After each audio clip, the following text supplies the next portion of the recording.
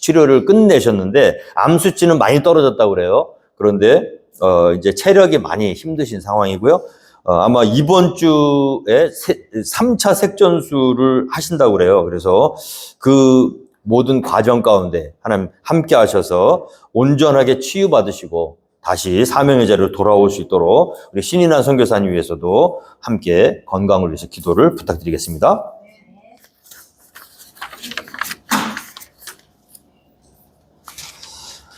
예, 저는 오늘 우리가 읽었던 사도행전 2장 43절로 47절의 말씀을 가지고 온 백성에게 칭송을 받으니라는 제목으로 함께 하나님 말씀 은혜를 나누도록 하겠습니다.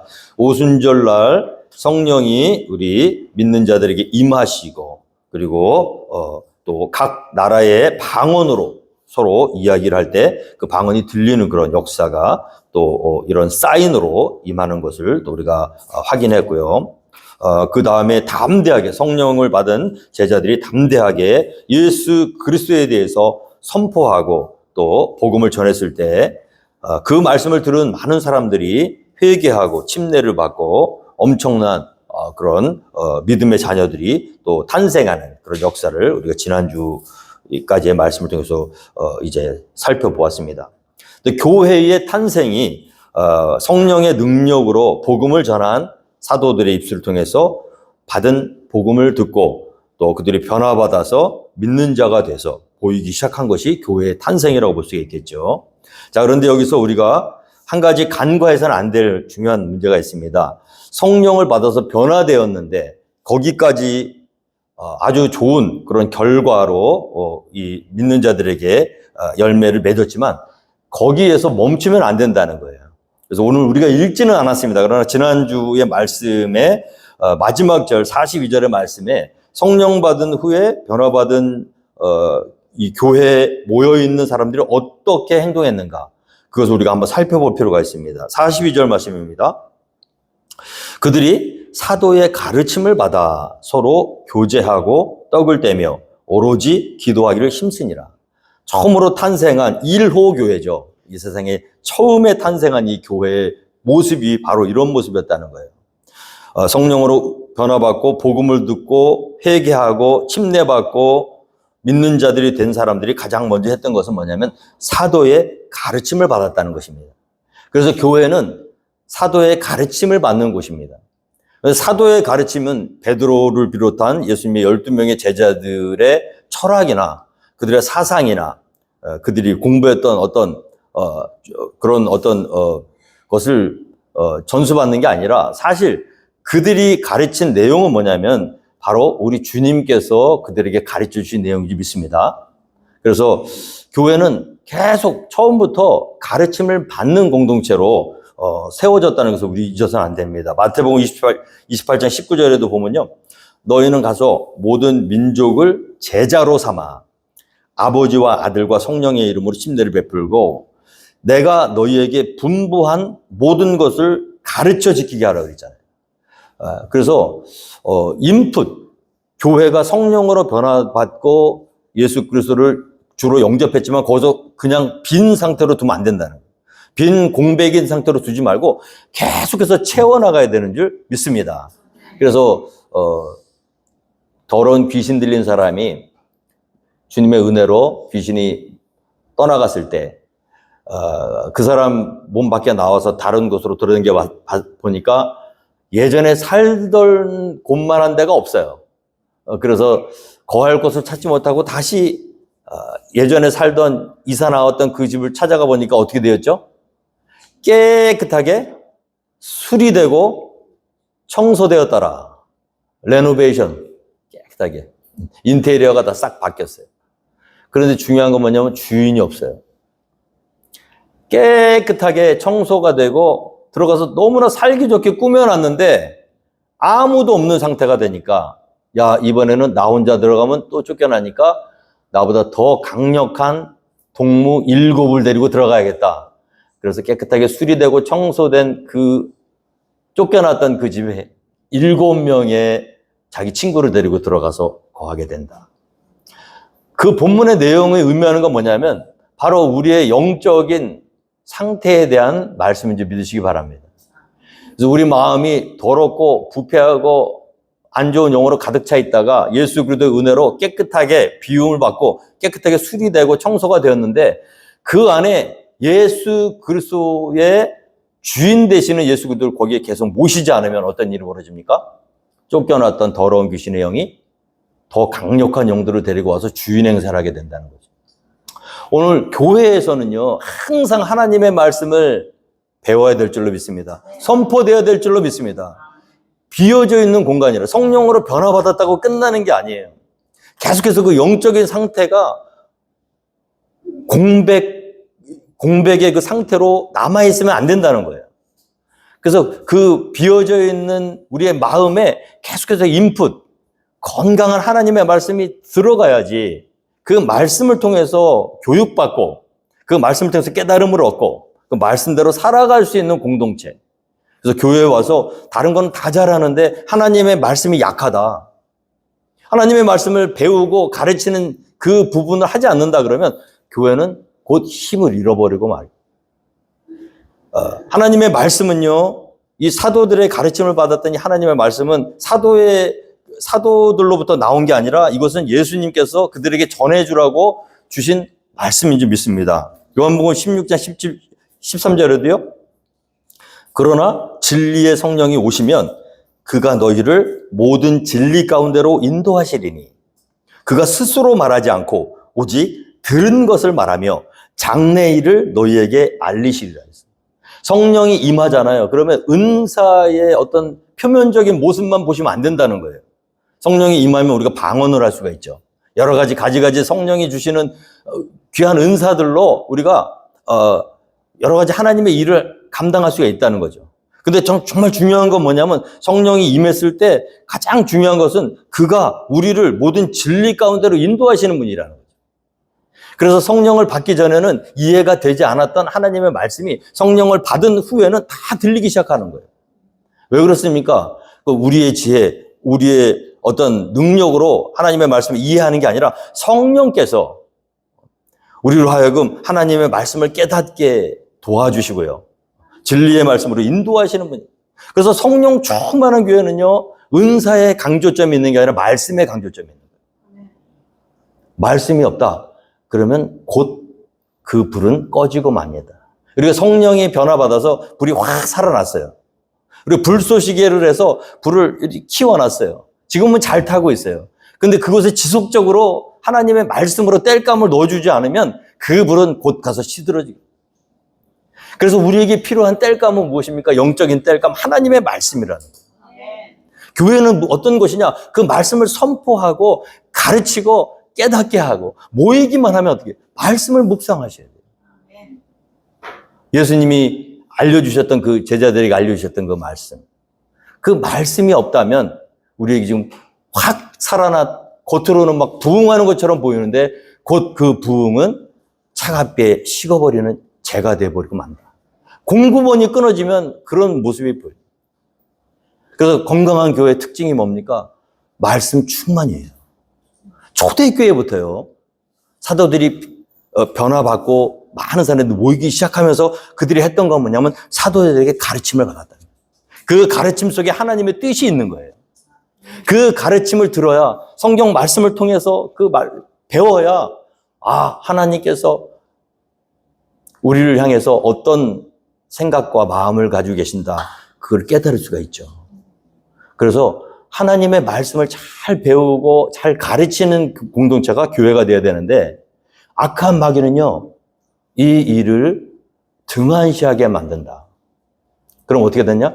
곧 우리에게 있는 은혜는 곧 동력을 잃은 기름이 없는 자동차와 똑같이 돼버려요. 그리고 또 가르친다 해서 아무거나 다 가르치는 게 아니라 하나님의 말씀을 가르쳐야 되는 거예요.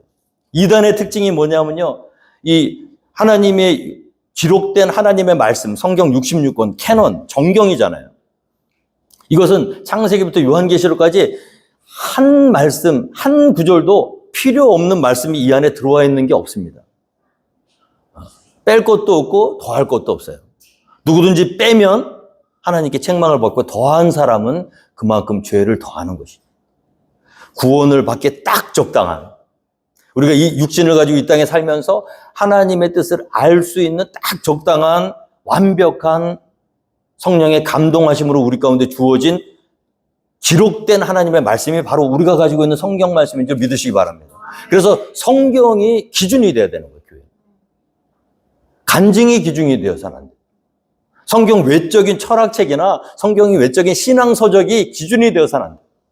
오로지 하나님의 말씀 1.1획도 불필요하거나 또는 모자르지 않은 그 생명의 말씀이 교회 가운데 굳건하게 있어야 될 줄로 믿습니다. 초대교회부터요, 마귀는 이 교회를 어떻게 망가뜨리냐면요, 하나님 말씀 외에 다른 것을 집중하게 해서 망가뜨려요. 디모데후서 3장 6절에 보면요, 디모데 목사가 목회하고 있는 그곳에 어떤 사람들이 있었냐 하면 성경 공부를 한다고 모임을 가지면서 정작 하나님의 말씀은 가르치지 않고 하나님 말씀 배우지 않고 세상 윤리와 세상 철학을 가르치고 배우고 그런 이단들이 벌써 있었단 말이에요. 디모데후서 3장 6절에 그들 중에 남의 집에 가만히 들어가 어리석은 여자를 유인하는 자들이 있으니 그 여자는 죄를 중히 지고 여러 가지 욕심에 끌림 받아요. 항상 배우나 끝내 진리의 지식에 이를 수 없느니라. 여러분, 신천지 공부 우리보다 훨씬 더 많이 해요.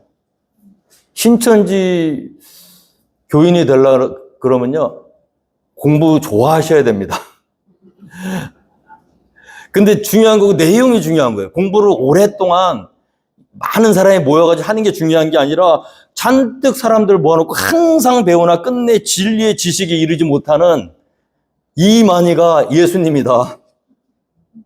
성경 말씀을 자기 멋대로 해석하고요, 진리의 하나님의 말씀이 아니라 인간의 욕심을 거기다가 접목시켜서 가르친다? 그런 배움은 아무리 배워도 끝내 우리를 항상 배우나 끝내 진리의 지식에 이를 수 없다.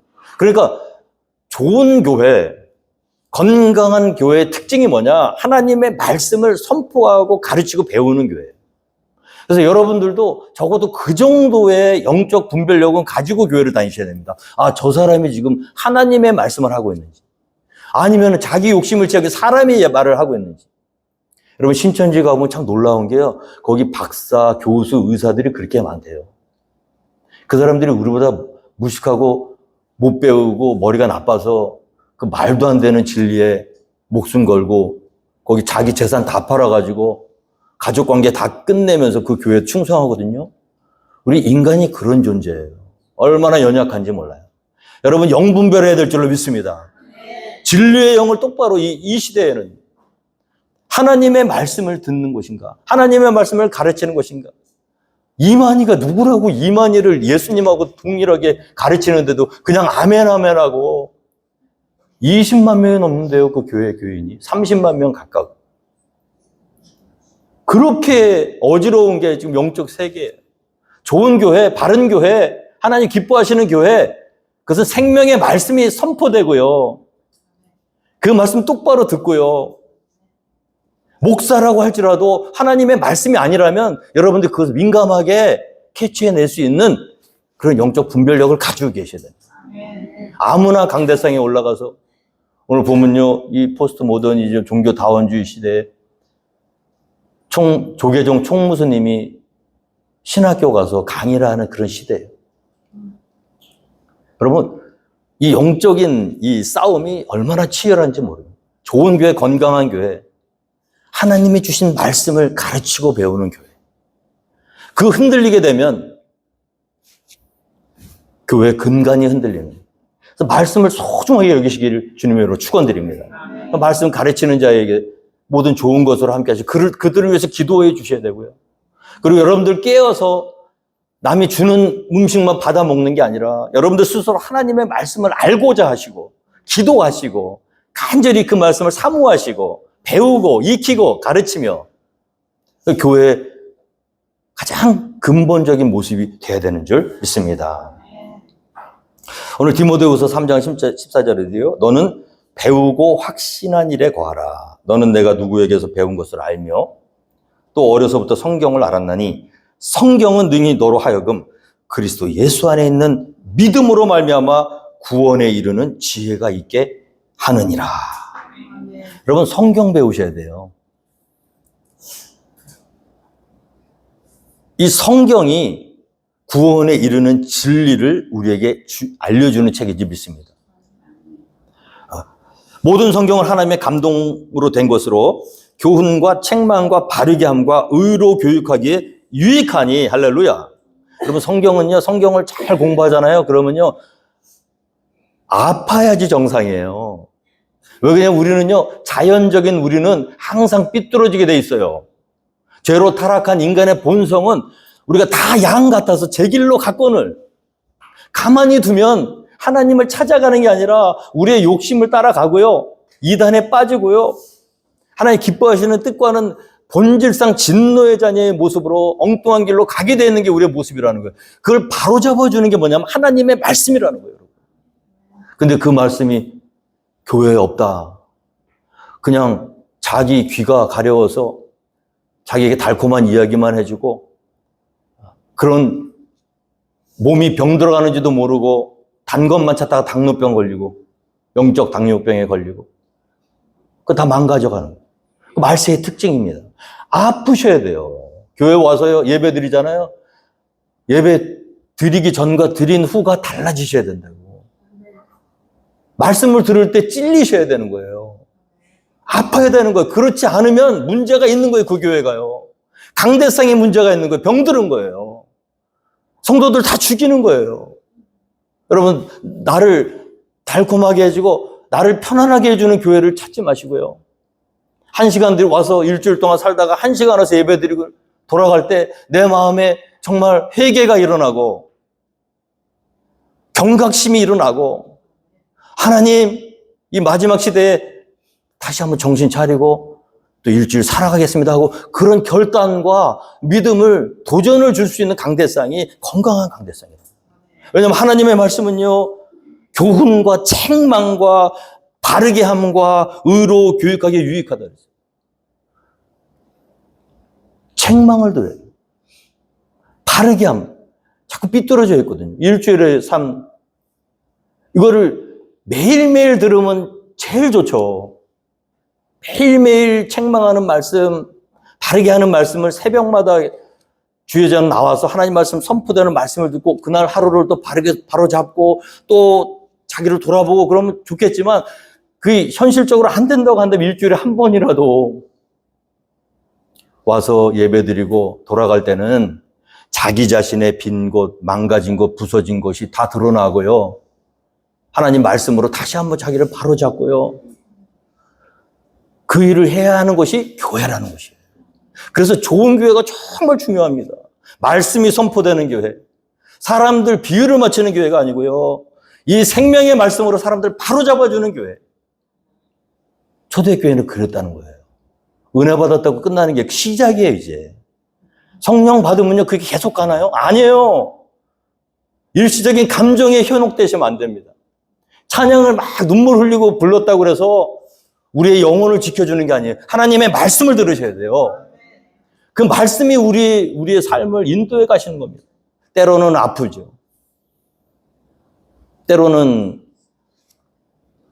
책망과 바르게 함, 의로 교육함, 이런 말씀을 들으면 속상할 때도 있어요. 그러나 그것이 우리의 영혼에 유익하다는 것입니다. 자, 디모데후서 2장 1절.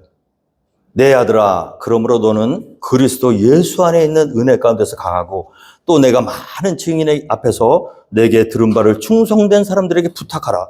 그들이 또 다른 사람들을 가르칠 수 있으리라. 우리가 가르침을 받았잖아요. 그리고 교회의 사명이 뭐냐? 또 다른 사람들에게 그 말씀을 또 가르쳐야 돼요. 그래서 마태복음에 뭐라고 되어 있습니까? 너희는 가서 모든 족속으로 제자를 삼아 내가 너에게 분부한 모든 것을 가르쳐 지키게 하라. 이게 교회의 사명이라고요. 사람들을 끌어모으는 것이 교회의 사명이 아니에요. 하나님 말씀 가르치는 것이 교회의 사명입니다. 그런데 요즘에는요, 이런 야단 맞는 설교를 누가 들으러 오겠어요? 다 마음을 편하게 하고 막 그런 기쁨을 주는 그런 교회들도 많은데, 그러니까 점점 더 세상이 소망을 잃어가고 힘 잃어가고, 우리 포켓볼 한인침례교회는 그래서는 안 될 줄 믿습니다. 하나님께서 우리에게 주신 그 말씀 가르치고 또 서로 교제하고 떡을 떼고. 자, 교제한다는 건 뭡니까? 펠로우십. 성령 받은 사람들은요, 펠로우십이 있어야 돼요. 우리 인간은요, 기본적으로 혼자 있기를 좋아합니다. 왜냐하면 사람들 관계 속에서 상처를 받기 때문이에요. 근데 성령으로 변화된 사람의 특징은 뭐냐면 그 길이 다시 열린 거예요. 중간에 막힌 담이 허물어진 거예요. 성령의 은혜가 임하게 되면요, 이제 소통이 됩니다. 그런데 말씀으로 소통이 돼야 돼요. 기도로 소통이 돼야 돼요. 그러니까 말씀과 기도 안 하고 인간관계 하면은 금방 망가져요. 안 하니만 못해요. 그래서 모이기만 하면 말씀 듣고 모이기만 하면 기도하셔야 돼요. 그 안에서 교제할 때 안전합니다. 교제하고 떡을 떼고 같이 먹는다. 떡을 떼는. 초대교회는 떡을 뗐어요. 만나기만 하면 떡을 뗐어요. 그것은 예수님이 가르쳐 주신 성찬에 이 떡을 떼면서 너희는 내 몸을 나누어 먹고 하나가 된다. 나를 기억하라 그랬잖아요. 그 말씀, 떡을 떼면서 우리가 한 예수님을 믿고 있다는 형제요 자매임을 증거하고요. 떡을 나누어 먹으면서 우리를 위해서 몸찢어 피 흘려주신 주님의 은혜에 감사하고요. 그 예배의 중요한 하나의 또 한 가지는 같이 밥을 나누어 먹고 함께 할 때 진정한 교제가 일어나는 줄 믿습니다. 함께 먹고. 그 다음에 마지막에 오로지 기도하기를 힘썼다. 교회가 성령으로 변화되잖아요. 그럼 능력이 생기잖아요. 막 은사들이 생기고, 말씀이 충만하고, 막 방언들이 터져나오고, 은사들이. 그러면 어떻게 되냐면, 우리의 적도요, 긴장을 바짝 합니다. 지상의 교회가 이게 참 힘든 거예요. 왜 그러냐면요, 하나님의 뜻이 하늘에서 이루어진 것처럼 땅에서도 이루어진 공동체이기 때문에 그래요. 근데 중요한 거는 아직은 이 땅 전체가 하나님의 뜻이 이루어지는 것이 아니라 주님의 은혜로 변화받고 거듭난 사람들이 있는 교회 공동체 속에서만 하나님의 뜻이 이루어지기 때문에. 그러니까 이 흑암의 세력들하고 같은 땅에서 발을 딛고 살고 있기 때문에 이게 영적 전쟁이라고. 그러니까 우리가 은혜를 많이 받을수록 우리의 적들도 그만큼 긴장하고 뭘 하겠어요? 우리를 깨뜨리기 위해서 방해하고 힘들게 하고 아무것도 아닌 문제를 키우고 성령으로 변화 다 됐거든요. 그런데 앞으로 계속 보세요.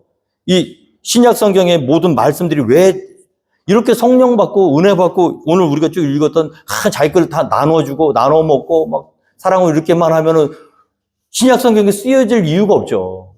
그런데 우리의 대적이 이와 성령 충만한 교회를 작은 틈을 비집고 들어와서 서로 분열케 하고 그 안에서 여전히 성령으로 변화됐음에도 불구하고 육적인 본성을 서로 부딪히게 해갖고 문제가 생기게 하고 힘들게 하고 해서 나눠지고 분열되고 하는 그런 모습들이 있었기 때문에 하나님이 사도들의 손을 통해서 하나님의 말씀을 전달케 하셔서 너희들 근신하고 깨어서 영적인 분별력을 가지고 이 땅에서 지상교회로서의 역할을 잘 감당해라. 그렇게 주신 것이 하나님의 말씀인 줄 믿습니다.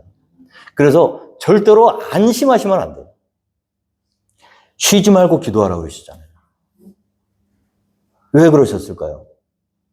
내가 너희를 세상 가운데 보내면 마치 양을 이리 가운데 보낸 것 같다고 그랬어요. 우리가 힘이 있습니까? 우리가 능력이 있습니까?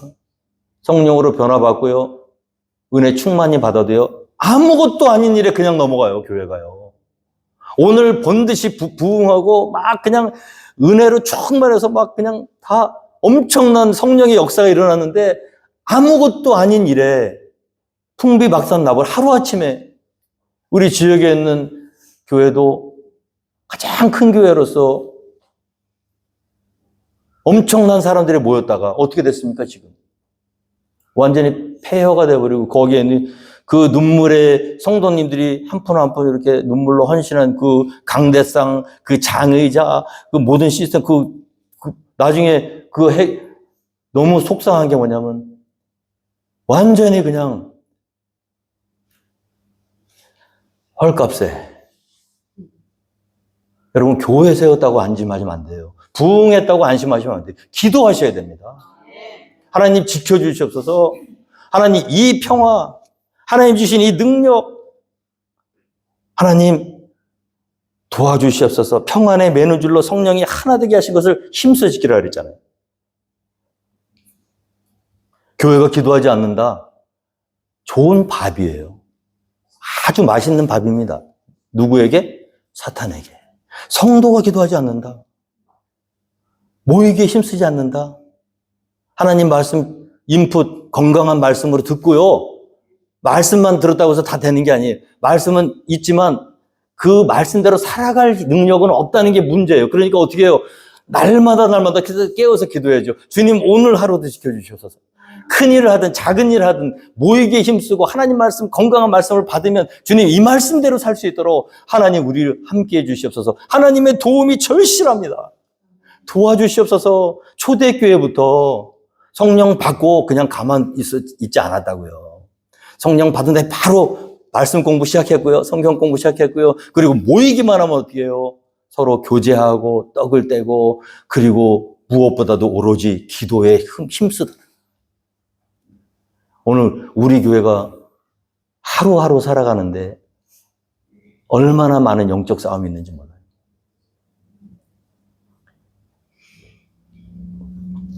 새벽마다 와서 저는 다른 기도 안 합니다. 하나님 지켜주시옵소서. 이 풍파 많고 유혹 많고 시험 많은 이 세상 가운데서 우리 성도들 한 분 한 분 하나님 붙들어 주시옵소서. 하나님 그 영을 책임져 주시옵소서. 하나님 우리 교회가 마귀에게 먹히는 먹잇감이 되지 않게 해주시고 할렐루야. 악한 대적을 근신하고 깨은 하나님의 말씀으로 붙들고 기도로 승리할 수 있는 교회 되게 해주시옵소서. 초대교회부터 성령 받았다고 끝나는 게 아니에요. 이제 시작이에요. 이 믿음 생활이 그렇게 간단하지 않습니다. 선한 싸움 다 싸우고 달려갈 길 다 마치고 힘들어요. 그러나 이 싸움이에요. 매일매일 날마다 죽노라 내가. 단 하루라도 하나님께 기도하지 않으면 이틀째 거둔 만나는 썩게 되어 있습니다. 왜 그랬을까요? 하나님의 은혜와 지키심과 보호하심은 한 번 은혜 받았다고 영원한 것이 아니라 매일매일의 삶 속에서 하나님 의지하도록 기도 훈련시키시나고. 할렐루야. 오늘 믿는 자들, 자, 사람마다 두려워하는데 사도들로 말미암아 기사와 표적이 많이 나타나니 믿는 사람이 다 함께 있어 모든 물건을 서로 통용하고 또 재산과 소유를 팔아 각 사람의 필요를 따라 나눠주며 날마다 마음을 같이하여 성전에 모이기를 힘쓰고 집에서 떡을 떼며 기쁨과 순전한 마음으로 음식을 먹고. 할렐루야. 성령 충만하면요 어떤 일이 벌어지냐면요 이제 이기적인 마음이 없어집니다. 그리고 모든 물건을 서로 통용한대요. 그리고 재산과 소유를 팔아서 각 사람의 필요를 따라 나눠준대요. 이게 초대교회의 모습이었어요. 성령으로 변화되면 첫째, 이기적인 마음이 없어지고요. 다른 사람을 사랑하게 되는 줄 믿습니다. 성령에 함께 하신 사람의 특징이 뭐냐면 첫 번째가 사랑이에요. 왜냐하면 성령은요 우리의 영이 아니라 하나님의 영이에요. 신의 성품에 참여한 거예요. 성령 받았다? 그 말은 무슨 말이냐? 지금까지 타락한 본성으로 살고 있던 저와 여러분이 거룩하신 하나님의 성품으로 변화되었다는 걸 의미하는 거예요. 하나님의 성품은 무엇이냐? 희생입니다. 사랑입니다. 섬김입니다. 성령 충만한 것은 기도를 오래 하는 게 성령 충만한 게 아니라 다른 사람을 위해서 내 것을 내어줄 수 있느냐. 그 억지로 하는 게 아니에요. 공산주의에서 시키는 것처럼 안 하면 안 되는 그런 제도적 장치가 아니라 자발적으로 자기의 재산과 소유를 팔아서 필요한 사람에게 나눠준대요. 물건도요 서로 통용하고요. 성령 충만한 교회의 특징. 오늘날에도 이와 같은 교회가 돼야 되는데 악한 마귀는요 또 이거를 또 살짝 꽈서 이렇게 해야 된다더라 해서 억지로 하게 되면 어떻게 될까요? 그건 아니죠. 거기 또 짐이 되고 율법이 되고. 그래서 성령 충만함. 그럼 어떤 특징이 있는가? 성령 받으면요 다른 사람을 귀하게 여길 수 있는 마음이 생기는 거예요. 그냥 보기만 하면 짠한 거예요. 해야 되니까 주는 게 아니고요. 가장 큰 특징, 그리움이 있다. 그리움. 그래서 저는 이 말씀을 준비하면서 일주일에 한 번 뵙는 성도님들도 있고요. 매일 뵙는 성도님들도 있어요. 근데 제 마음속에는 어떤 마음이 있냐면 오늘 보고 일주일 있다 볼 분들도 일주일 만에 보면 어떤 마음이 생길까요? 보고 싶다. 만나고 싶다. 오늘 보고 내일 또 새벽에 또 만날 분 또 있어요. 오늘 보고 내일 새벽에 만날 분은 어떤 마음이 들까요? 보고 싶다. 만나고 싶다. 여러분, 교회는요, 보고 싶은 사람들이 있는 곳이에요. 이 왜 능력을 잃었는가? 보기 싫은 사람들이 너무 많아. 교회만 생각하면 골치가 아파. 이거 또 한 번 가서 때워야 되는데 이거 재미없어요. 그런데 성령 충만하잖아요. 날마다, 오늘 뭐라고 했습니까? 날마다 마음을 같이하여 성전에 모이기를 힘썼는데 왜 이렇게 됐는가 그러면 그 이유를 생각해 보자고요. 보고 싶은 거예요, 여러분. 건강한 교회, 성령 충만한 교회의 특징이 뭐냐면 그리움이다, 그리움. 이 그리움이 어디에 있는가? 성도와 성도 사이에 있다는 거예요. 오늘 만났는데 또 보고 싶은 거야. 일주일에 한 번만 봅시다가 아니라 우리 이러지 말고 매일 만납시다. 매일 날마다 만납시다. 왜? 같이 있으면 좋거든요. 짠하거든요. 세상에서 허덕이다가 풀 죽어서 힘 빠진 채로 왔는데 탁 교회 문 들어오는 순간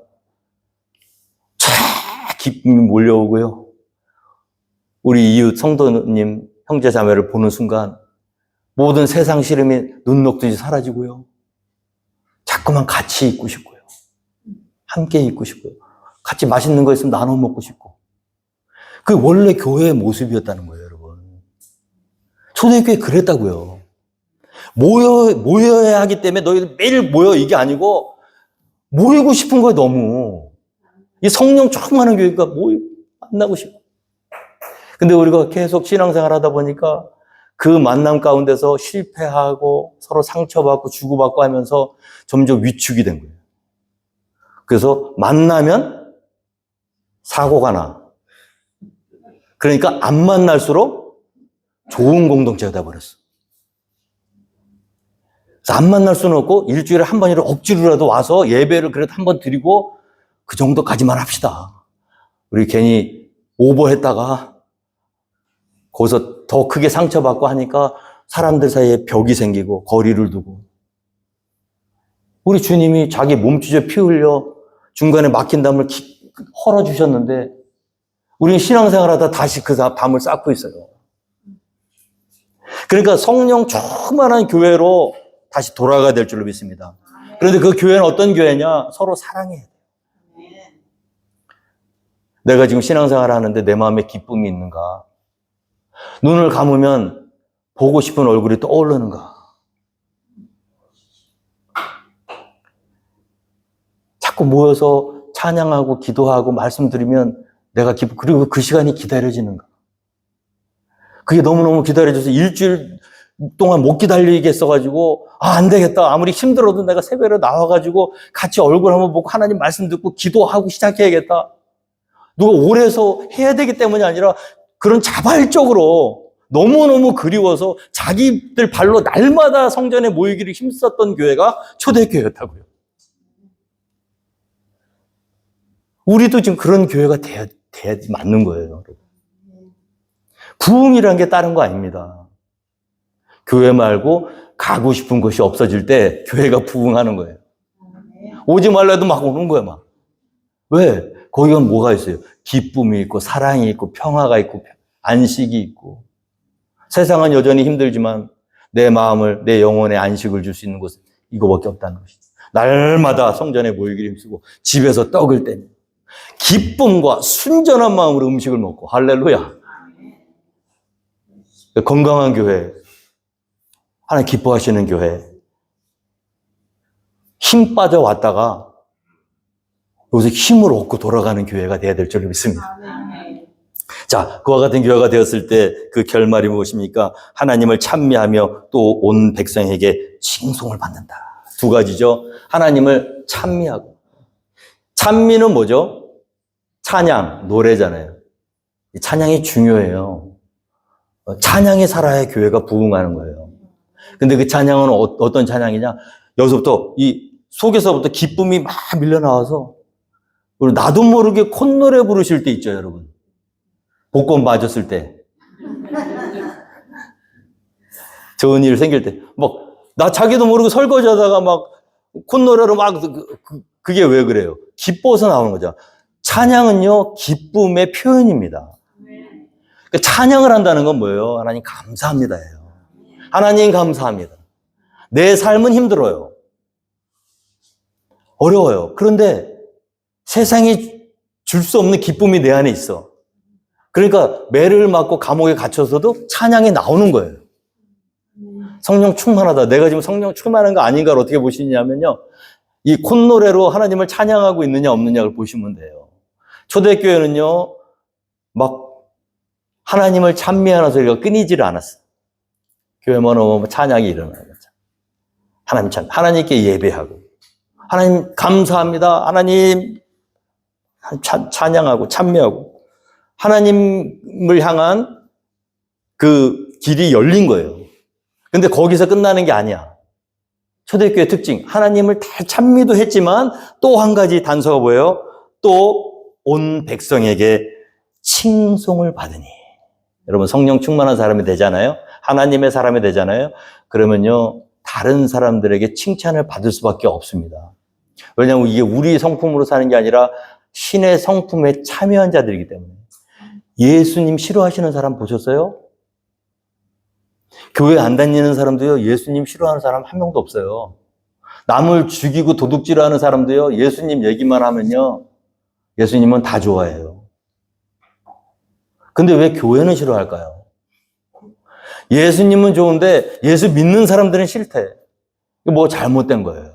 우리는 작은 예수가 되어야 될 줄로 믿습니다. 작은 예수는 세상 가운데 걸어 들어가면 당연히 칭찬을 받을 수밖에 없는 거예요. 왜? 희생하죠, 섬기죠, 사랑하죠. 심지어는 자기를 욕하고 때리고 저주하는 사람들을 위해서도 기도해 주죠. 여러분, 교회의 모습이 그랬다고요. 세상 사람들에게 그런 모습으로 비쳤다고요. 그래서 세상 사람들이 나는 교회는 안 다니지만 나는 예수는 안 믿지만 야, 저 사람들 참 대단해. 하나님을 찬미하며 또 온 백성에게 칭송을 받는. 우리가 지금 이게 약한 거라. 오늘날의 교회가 하나님을 잘 찬미를 하는 것 같아. 그런데 이게 뒤따라주지 않는 거예요. 지금 예레미야를 보고 있거든요. 새벽 예배. 예레미야서의 주제가 그겁니다. 예배를 안 드렸던 게 아니에요. 다 예배 드렸어요. 얼마나 열심히 드렸는데요. 그런데 이게 안 돼. 예배 따로, 삶 따로예요. 성령으로 변화받은 사람의 특징은 예수님처럼 살아내는 삶을 살기 때문에 온 백성에게 칭송을 받는다는 거죠. 이게 전도의 문이 열리는 일입니다. 우리 포켓몬 한인 침례교회가요, 사람 수를 무슨 전도 폭발이니 무슨 부흥회 해가지고 사람 머릿수를 채우는데 포커스를 맞추면 안 되고요.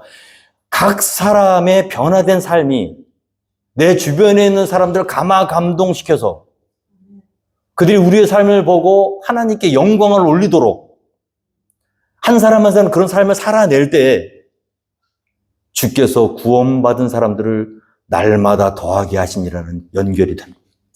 부흥은 하나님이 주시는 거지만 그 부흥의 단초는 우리가 주님처럼 삶을 살아갈 때 그 모습을 보고 하나님께서 구원받은 사람들 우리를 통해서 이곳으로 인도하신 줄 믿습니다. 성령 받고요. 하나님 말씀 가르치고 배우고 기도하시고 서로 사랑하시고 용서하시고 눈만 감으면 보고 싶다. 그립다. 그런 마음이 서로 들도록 그렇게 그리움이 넘쳐서 날마다 모이고요. 콩 한 쪽이 있어도 나눠 먹고요. 하나님 마음껏 찬양하고요. 그리고 우리뿐만 아니라 이 어둠의 세력에 서로 죽고 죽이는 이 미워하는 세상 가운데서 빛의 자녀답게 살아냄으로 말미암아 온 백성의 칭송을 받고요. 그 일을 통해서 하나님이 예비하시고 구원하신 영혼들을 우리 가운데로 돌아오게 하는 것. 이것이 교회의 사명인 줄 믿습니다. 오늘 우리 포캠블 한이침례교회 저와 여러분 모든 하나님의 자녀들이 이와 같은 말씀대로의 삶을 삶으로 말미암아 하나님께 큰 영광 돌리고 또 부흥하는 놀라운 역사가 일어나기를 주님으로 축원드리겠습니다. 다 함께 자리에서 일어나셔서